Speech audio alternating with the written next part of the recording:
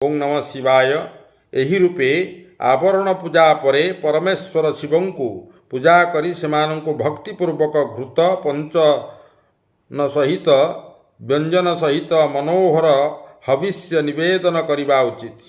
मुखशुद्धि निमंते तांबूला आदि दे नाना प्रकार फूलरे पुनः इष्टदेव को बेश करिवे, आरती करिवे। तापरे पूजनर अवशिष्ट कृत्य पूर्ण करिवे।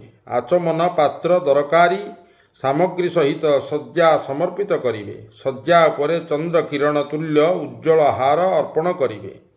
रजोचित मनोहर वस्तु सब प्रकार वंचित करी प्रदान करिवे। निजे पूजा करिवे एवं अन्यमानंक द्वारा भी पूजा कराइबे एवं प्रत्येक पूजारे आहुति देवे। यहाँ परे स्तुति प्रार्थना जप करी पंचाक्षरी विद्या जपिबे। परिक्रमा और प्रणाम करी निजको